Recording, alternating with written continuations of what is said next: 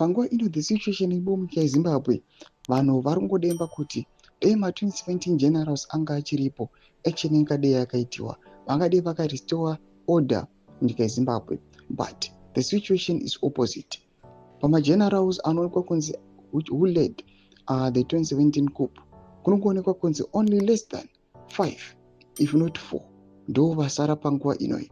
Pane a warning, a stern warning yapiwa kune zvigananda neZANU-PF kunzi if they attempt to touch any of these remaining generals, ndinokutaurirai muri Zimbabwe hanzi kunoita hondo munyika. Don't subscribe or like on the bell icon. Timira paendo neAnti 2030 anoposta magenerals amuri kuona vasakusira vana Rugeje, vana Sanyatwe, vana VP Kosani Chwengese zvamuri kuona in the video budanyura chiti.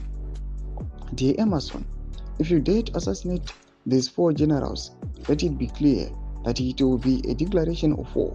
You will not succeed in turning Zimbabwe into your own kingdom, or your plans of eliminating these 4 generals are known to assassinations. Ndomashi vanobudanyurwa panguva ino ava this task force against 2030 onzi presidential anti 2030 oro chikora zvigananda vari kuya panguva ino vachiti aiwa these 4 generals if you attempt to touch them, aiwa panguva ino hazvizoperi mushe. Mashoko ari kuenda as a warning.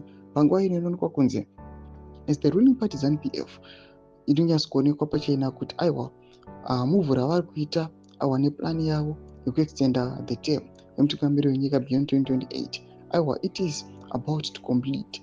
But panguva ino kuri kuonekwa kunzi people they are resisting, people they are refusing.